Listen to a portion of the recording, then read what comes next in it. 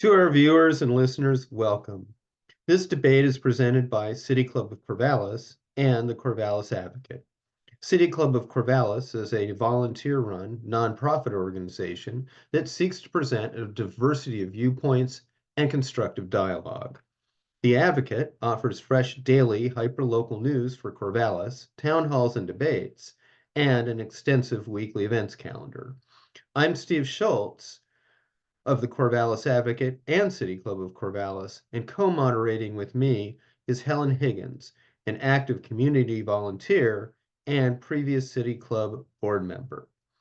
For this debate, we thank Ward 3 candidates Mark Terratute and Jim Moorfield for participating. Helen? All right. Thank you both for being here. And Mark, you're going to get the first start at the question. Please introduce yourself and tell us what your primary reasons are for running for City Council. And you have 2 minutes. Thank you. I'm Mark Terratute. I live in South Corvallis, not too far from the Willamette River. And I've lived in my house here for about 22, 23 years. And I've been here in Corvallis for about 35 years. I'm running for City Council because I would like to encourage the city to prioritize stopping the flow of garbage into our two rivers, the Marys and the Willamette. My life is focused on water and rivers, and I love rivers. And I'm a regular volunteer with Willamette Riverkeeper. We go out monthly and we clean up garbage, and we go to the same places and clean up the same garbage. And it's kind of sad. And we have policies in place. We have codes in place for the city of Corvallis that could be utilized to prevent the garbage from flowing into the river. It creates a health hazard, it creates a safety hazard, and it's not good for the animals that live in the river. Microplastics, needles, and just generally garbage. And that's really the one primary reason that I'm running for city council. I have some other things that I think are important, but I'm not running against Jim. Jim's a great guy. We see things the same on almost all issues. I'm not running against Jim. I'm running for the river. Okay, thank you, Mark.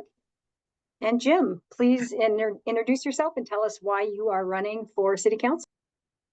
My name is Jim Moorfield. I've been a resident of Corvallis for 46 years, in South Corvallis for 41 years. It's where we bought our first and only home and where we raised our kids. I have three general priorities. The first is to address homelessness by ending homelessness. My second is to make progress on the South Corvallis Urban Renewal Plan. And my third is climate change. And let me say a little bit more about myself and how it relates to each of those things. First, about homelessness. When I first came to Corvallis, I actually worked at what was then called Sunflower House and is now better known as Community Outreach, and actually had a hand in opening the first shelter for homeless men. But it was a daily part of our job at Sunflower House to work with people who lived on the streets. Back then, the problem its scale was very, very different than it is now. Over the course of the years, I also worked with people with a psychiatric disability and substance abuse issues, with people with disabilities, and I won't list all my jobs. I've been around a while. But for the last 20 years of my career, I was executive director of Willamette Neighborhood Housing Services. So I know something about how to house people, especially people extremely low incomes or no incomes. We made progress when I was still working at Willamette Neighborhood Housing Services at increasing the number of units that we provided to homeless people during that time. So I know something about how affordable housing is done. And I think we can make more progress than we have on getting people off the streets and into permanent housing. Related to South Corvallis, I was active along with many neighbors in getting the South Corvallis Urban Renewal Plan together. And many of its goals are ones that I've worked on for many years, since the late 90s. It's been an interest of getting a mixed-use neighborhood center done So I'd like to see that happen. Okay, I'm gonna stop I'm you there. So okay. we're at time, but you will get the next question. We'll alternate. So the next question is, housing is on the forefront of the minds and concerns of many residents. So what ideas would you bring forward to address our housing inventory? And you have 2 minutes. Well, a big challenge is housing people with the lowest incomes. And that's what the work I did at Willamette Neighborhood Housing Services was all about. The state of Oregon in recent years has significantly increased the resources going to affordable housing. And that's why we see over 350 new units of affordable housing either coming online already or coming online soon. And I expect we're going to see more in the future.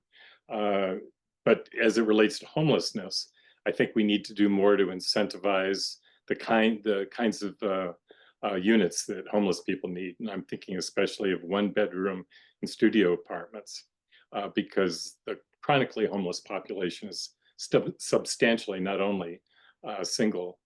The other need that is the top priority is workforce housing. In some ways, that's both easier and more complicated. With affordable housing serving the lowest income people, there are well-established funding streams on how to do that. Workforce housing is, in the past, would have been market rate housing, and it would be up to developers to address that need.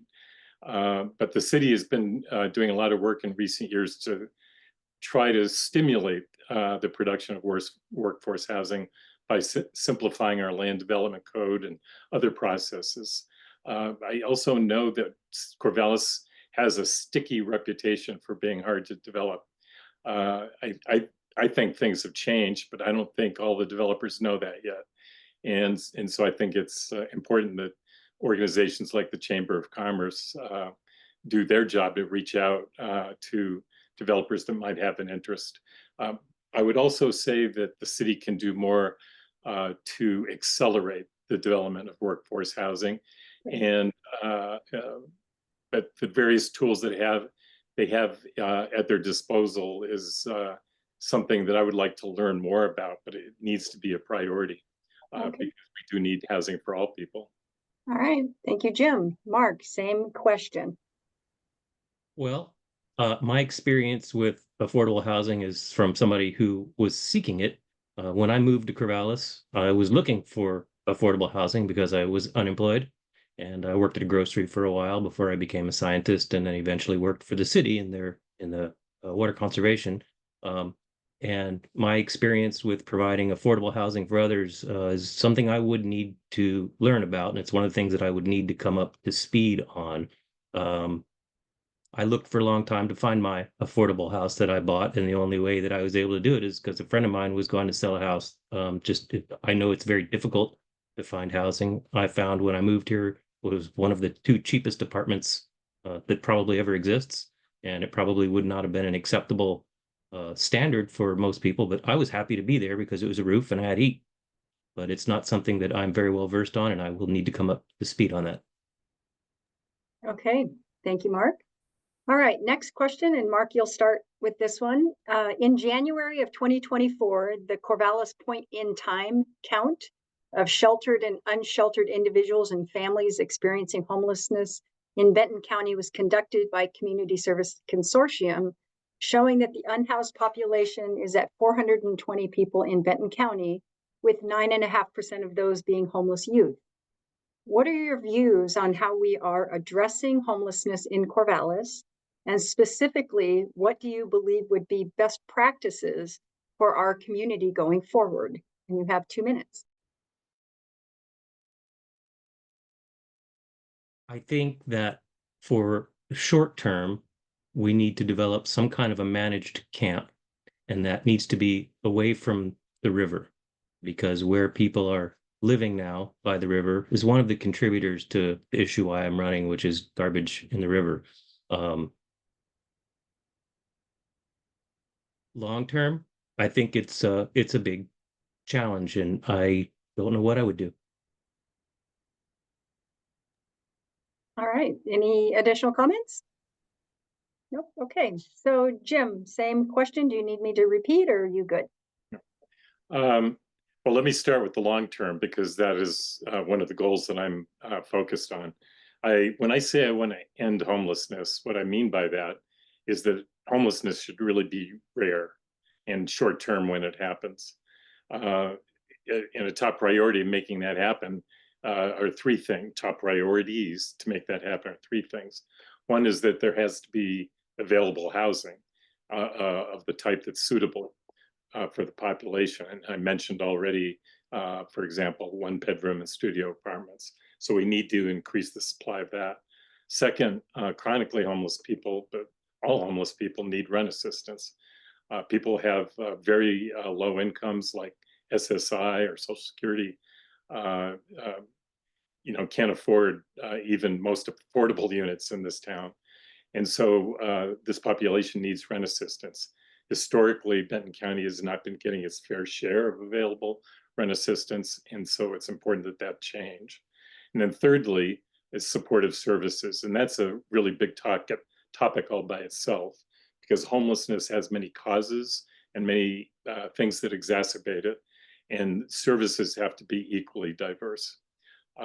Short term, I have a lot of sympathy with people who say we need to stop the sweeps because it's very destabilizing to people who are trying to get on their feet. Having said that, I don't know how to solve that problem either, because I think Mark's absolutely right that camps have often been established where at very bad locations. Mark's already talked about the garbage on our rivers, so that's an important issue. But there are other issues, legal, for instance, what our charter says about how our parks can be used and not used, and then who's going to operate it. I think it needs to be managed. Camping, if we're going to, I don't think it's enough to sanction a campground. I think it has to be a managed campground, and all of that, involves money and finding a place. And I do not have solutions for that. All right, thank you. All right, and I was going to ask a follow-up question. Jim, you sort of went there. We'll start with you. The question is, would you share your views on the sweeps of camps? And you have 1 minute.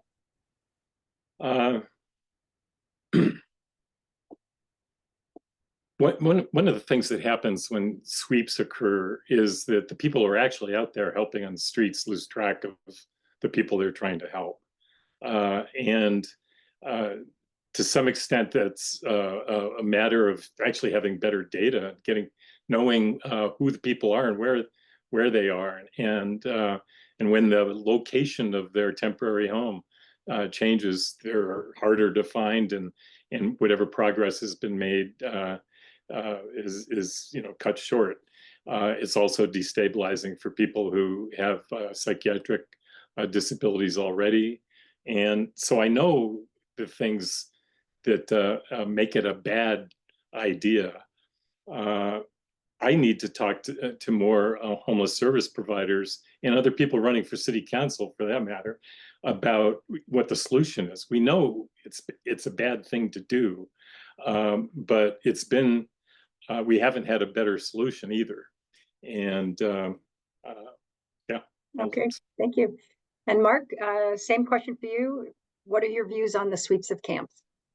Well, I think, and Jim spoke about long-term permanent solutions, and I think if we get to a place where we have long-term permanent solutions, the sweeps will become unnecessary because there won't be sweeps. There will be places for people to be, and if people choose not to be there, then we'll have to think about what the other options are. I actually believe that for people who are camping in environmentally sensitive areas like riparian areas, that frankly, there should be sweeps, and people should not be able to camp in environmentally sensitive areas like riparian areas right by the river. And some of it's for their own safety as the water comes up in the winter, but it's also for the river that I love. Okay, thank you. All right, we're going to move on. The next topic is around local business. Downtown is starting to bubble with energy with downtown businesses. Owners are updating some existing buildings. and we've got the new hotel and retail project on the horizon. If presented with the opportunity to support either an urban renewal district or a tax incremental financing proposal or a TIF, would you support it? If so, why? If not, why not? And Mark, I believe it may be your turn. I think it is. I would support a tax incremental financing system. As I understand how they work, I think that would be able to provide some incentive for people to come in and develop some facilities that the community would support, and we could get behind that. And it's revenue neutral, and it would be a good thing. All right, thank you. Jim, same question. Urban renewal districts use tax increment financing as their tool for promoting the goals of the district. There's no doubt in my mind that it could be useful in downtown. But there's a question that comes before that, before we answer whether an urban renewal district is a good idea. And that is, what is the urban renewal plan? What is the proposed plan for what the urban renewal district is supposed to accomplish? A number of years ago, I don't remember how long ago it was now, the voters of Corvallis said no to an urban renewal district in downtown. And my take on that it was that the goals were so general, people didn't know exactly what they were going to get for their investment in our downtown. I understand that there should be some general goals, but there also should be some very specific goals or aspects of what the vision is, so that we know exactly what we're hoping for. And so that does require, I think, some updating of our vision for the downtown. We used to have a downtown plan that the Downtown Corvallis Association was helped create. Well, they don't exist anymore, and that plan was quite a long time ago. So really the first step is to go through the kind of planning process South Corvallis went through when we were drafting our urban renewal plan. And that same thing needs to happen in downtown, so that we know that urban renewal is right for our downtown or is not. All right, thank you. All right, this question goes to Jim. So a financially sustainable community includes a robust business community. What can we do to attract more business or industry to Corvallis? And you have 90 seconds.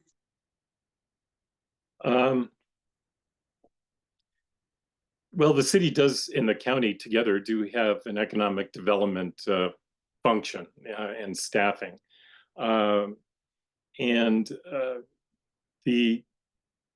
It's not just, I guess what I would say is that it's not just up to the city of Corvallis to attract businesses. It's really a partnership with both local government, with the business community, such as the chamber and other business organizations, and especially with Oregon State University, because they are a generator of business opportunities. And we've had many of them, some of whom have gotten started in Corvallis and then left Corvallis because for various reasons, including the fact that we are a small city and we're not Denver or Boulder or San Francisco. But we can, working in partnership, we also have to make sure that when people want to accomplish something here that does intersect with the city, like building places, that we can make that as streamlined and as predictable as possible, so that they know that where time is money, their time is going to be well spent. Great, thank you. Mark, same question. What can we do to attract business or industry?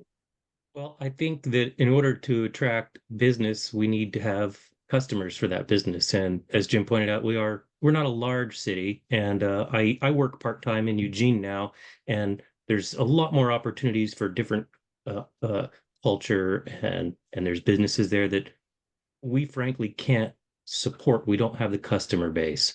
And as far as industry, I'm not sure that I want to see industry in Corvallis. I live here in South Corvallis, and we have an industrial facility close by, and they try to be good neighbors, and I'll just leave it at that. Okay, thank you. All right, let's talk about city infrastructure. And Mark, you'll be on responding first. So the city has a lengthy list of both public works projects and facility maintenance and repairs. And the delayed maintenance has shown up in burst water pipes, for example, and now some issues with our local pool. And we've got employees that are either in outdated offices or not enough office space. So what process would you use to prioritize projects? And do you have an opinion as to what is most critical to put at the top of the list? And Yeah, you have I a minute and a half. Thank you. I worked for over 2 decades for the city, and I was in public works, and I was in a facility that was built a long, long time ago, and is definitely in need of upgrades. Is probably an understatement. And we went through a process as a city to prioritize where we need to work on our infrastructure. I think public health and safety is key, and so water and wastewater, we should really be thinking about that because it's all underground. People don't think about it. You turn on the tap and the water comes out, you flush the toilet and it goes away.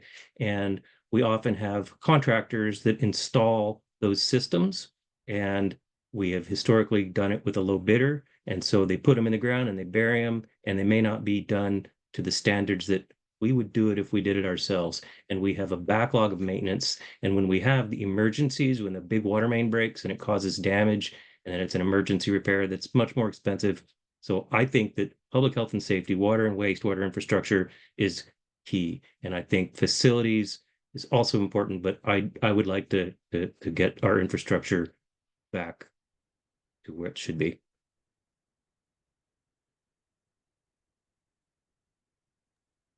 And you're muted, Thank you. Helen. Yes, I was trying to hit that button.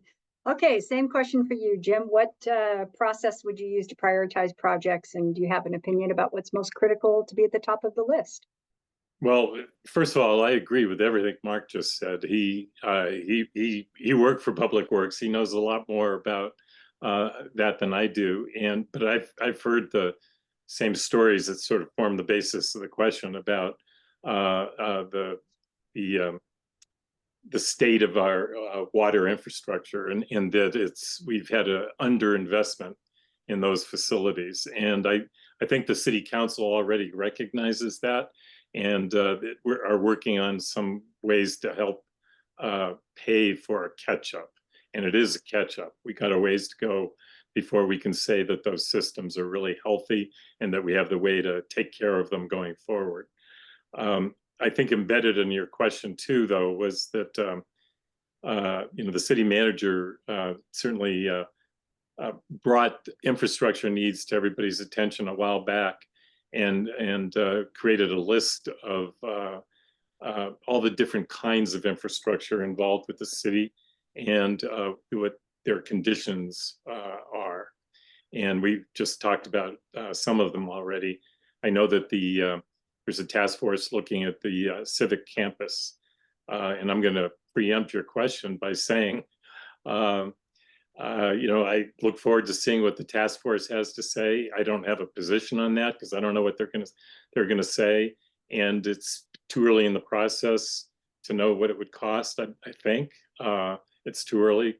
But I don't have any idea yet on how the city manager will propose to pay for that. Until I know those things, I don't have a position on the civic campus. I will say that anyone who has a job anywhere knows how important it is to have decent working conditions. Great, thank you. And you did preempt my next question, so I'm going to move to Mark and ask Mark. The city has been exploring the building of the new civic campus that would replace City Hall, the council meeting chambers, municipal courts, and possibly the police station. So what's your view of the necessity for new facilities, and how would you approach getting them paid for?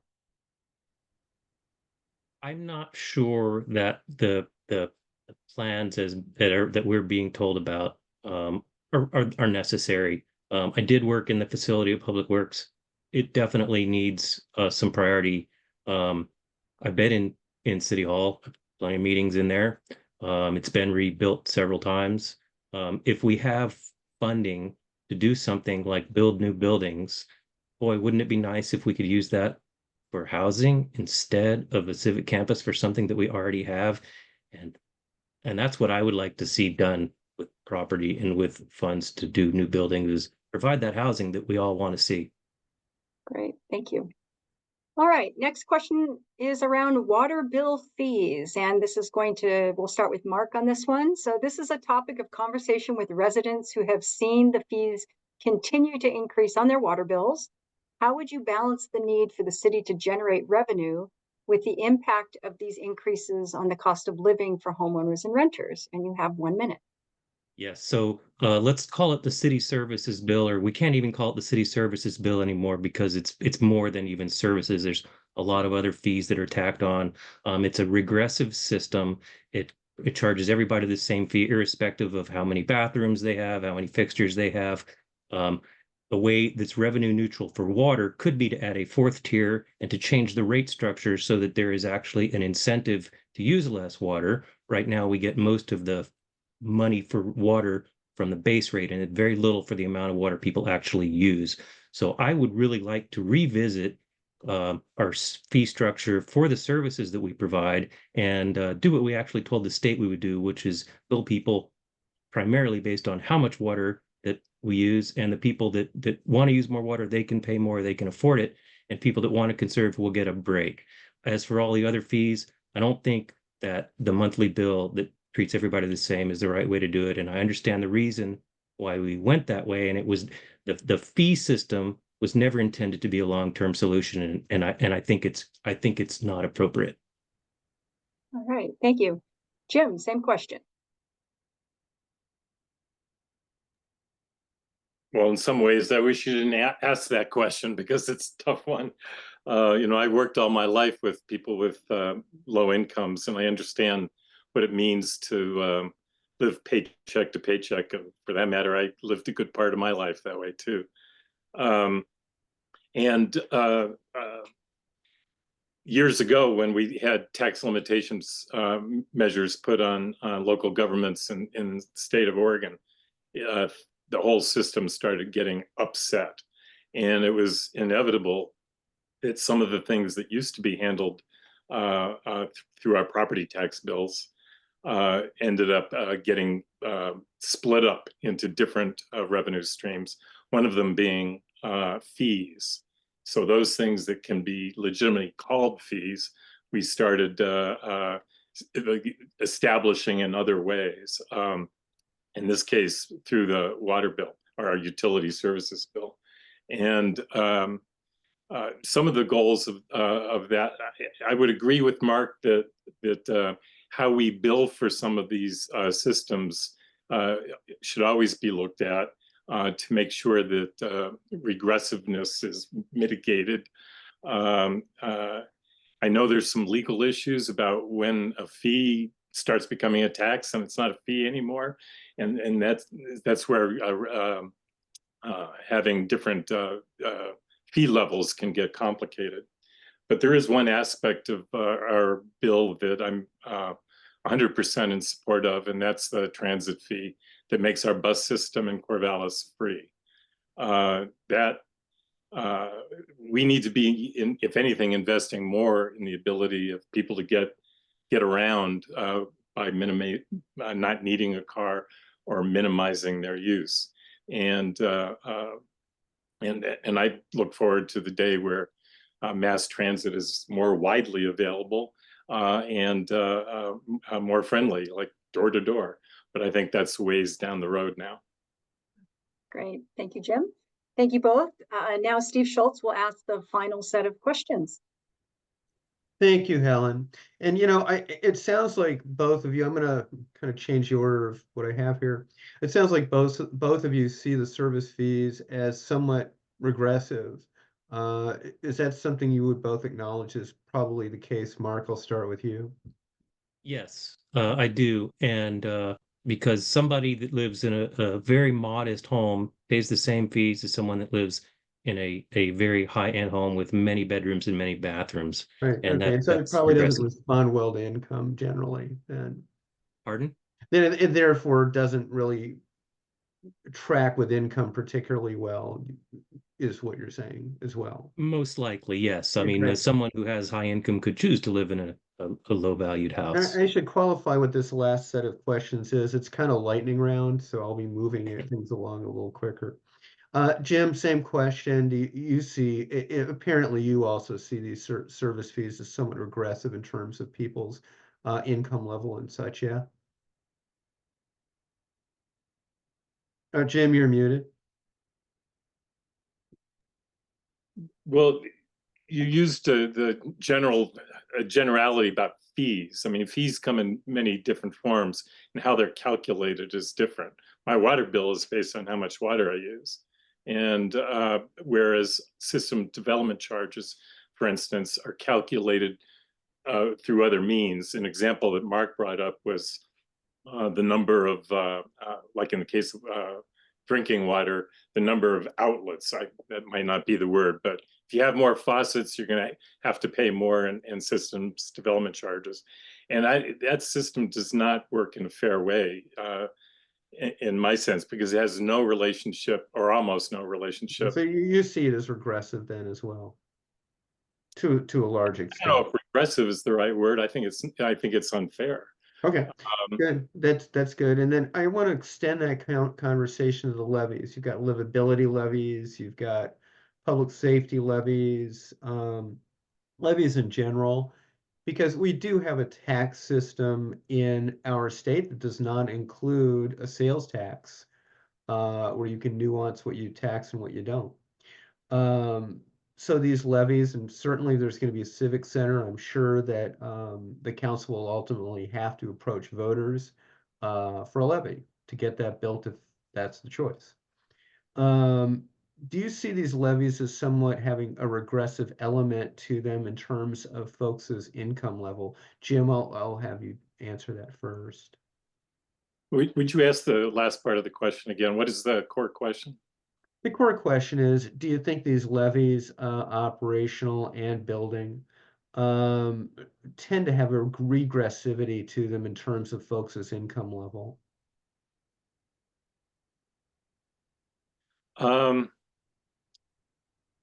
I wouldn't answer it that way. I mean, generally speaking, if you have more expensive property, there's a relationship between income and how expensive your property is. I think the core issue with basing local government on property tax revenue was built into the tax limitation measure that voters in Oregon approved many years ago. Because I'll tell you, for example, my home I bought for $47,000.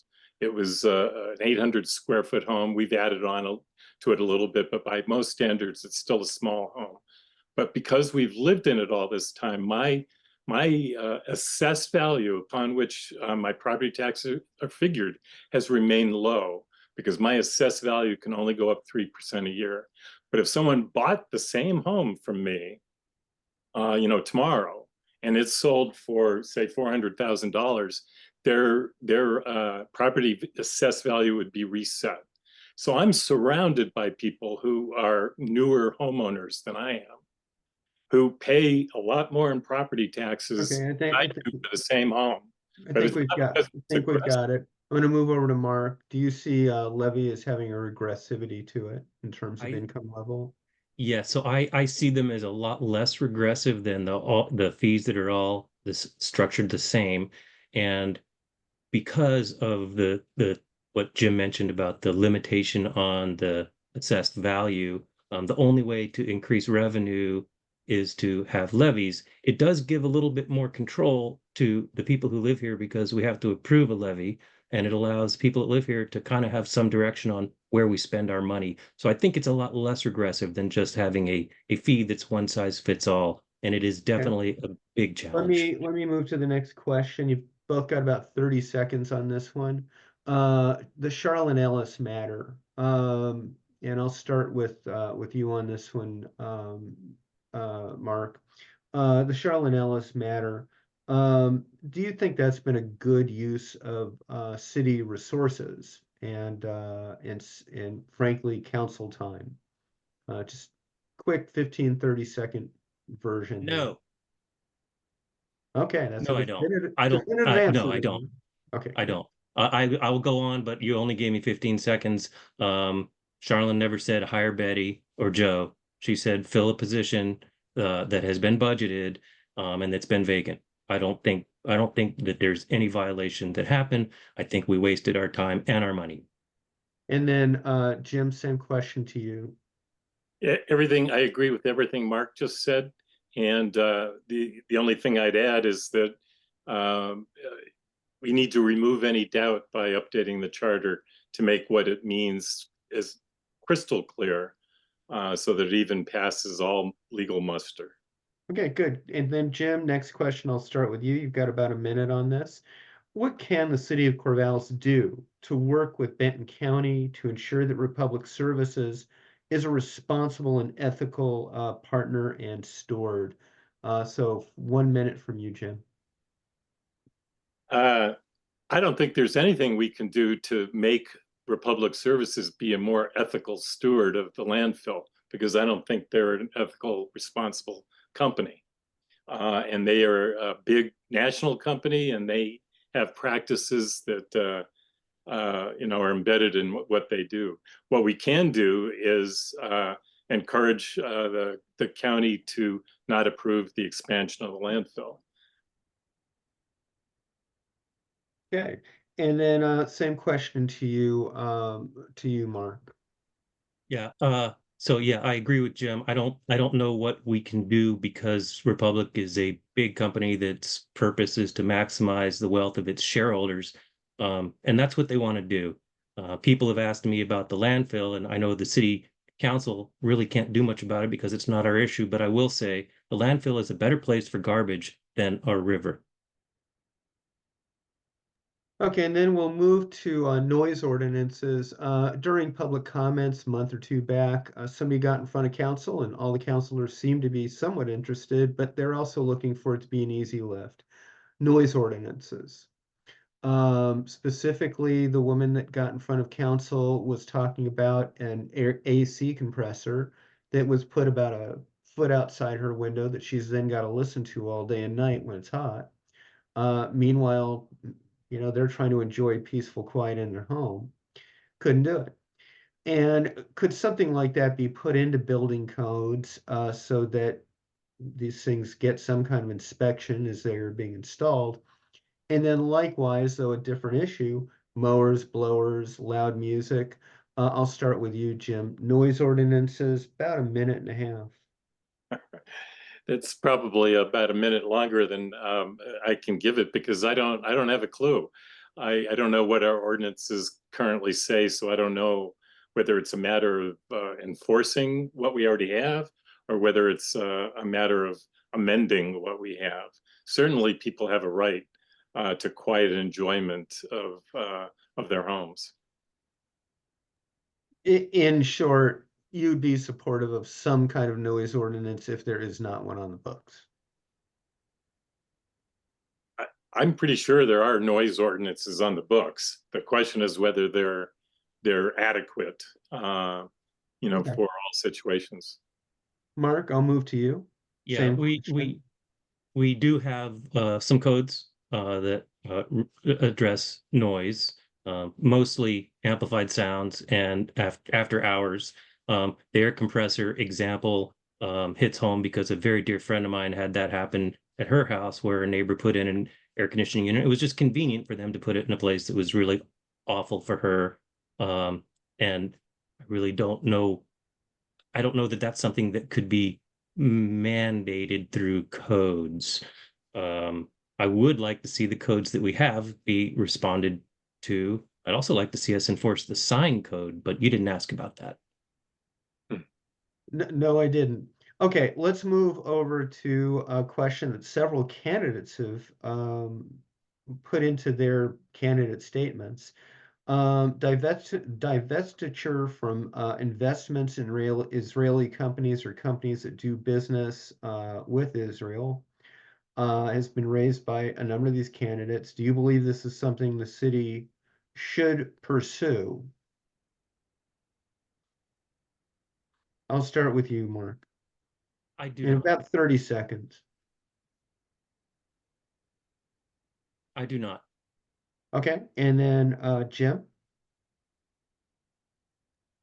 I mean, generally speaking, I do not. I think there's a larger question about whether city funds are invested in socially responsible ways.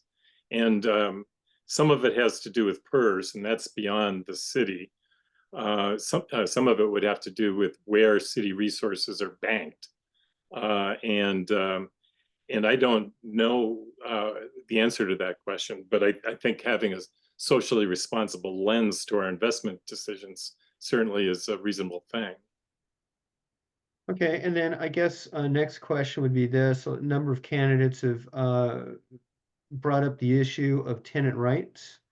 Do you feel what's on the books is sufficient? I know there's limitations from what the state allows or does not allow. How would you, what it would be your goal, and what would you do to pursue that goal in terms of tenant rights? I'll start with you, Jim. 1 minute.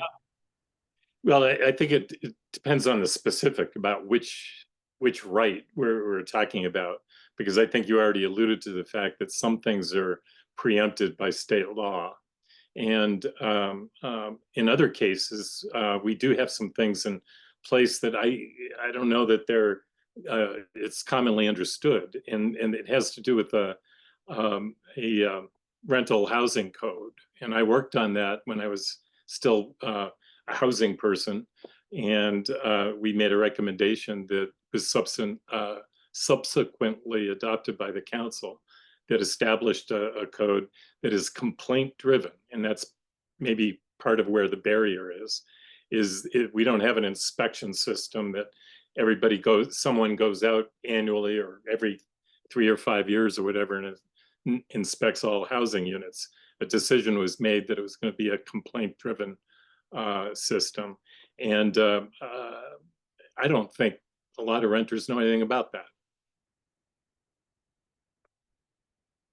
I'm going to go ahead and I'm going to move over to Mark, about 60 seconds. So I know people that have lived in rentals that have had management companies that really are not responsive. And I think it's extremely unfortunate. And I would like to see that end. I also have concerns about landlords, people who own property that rent them out. When I moved to Corvallis, I rented a duplex, half of a duplex. And I don't think it would pass muster if there was a system in place that was kind of the kind of things that I hear about. But I was happy to have that place. I don't need the same kind of level of housing that maybe some people desire. It was less expensive. I had a very good relationship with my landlord, and I would not have liked to have had the city tell him that he needed to do some different things to that property, which would have resulted in me having a higher rent. So I think that it's a really slippery slope, and I do think that there are and there have been historically some red door landlords. I'll just not say any names because you know who I'm talking about. And that's really problematic, and it's extremely unfortunate for people that are caught in this terrible situation where they've put a bunch of money as a deposit, and the place is just, I mean, even worse than the place I lived in. But Okay, I'm going to give each of you 30-second closing. I'm going to start with you, Jim Moorfield. 30 seconds. And you're muted. Oop, you're muted. Jim, you're muted.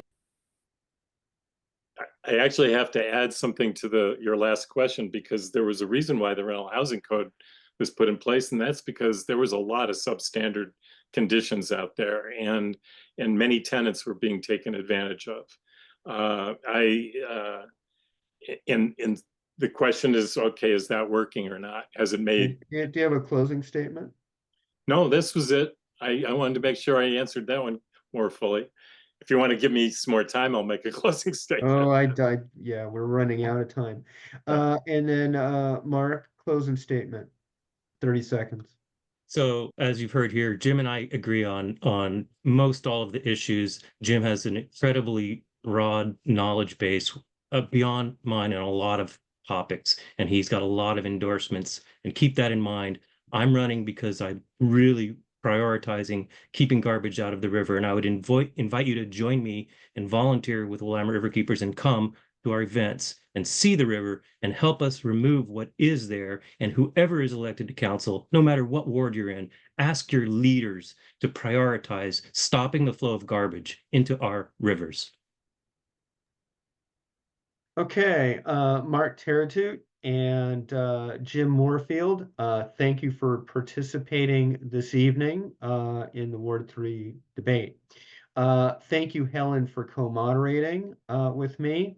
I also want to thank staff, volunteers, subscribers, donors, and sponsors that make these debates possible. The Advocate plans to issue their endorsements on Friday, October 25th. City Club makes no endorsements concerning candidates or issues and focuses only on presenting a constructive community dialogue. And to you, our viewer, we appreciate your interest in this upcoming election, and we remind you that ballots are due to be that either need to be postmarked or dropped by November 5th. Thank you.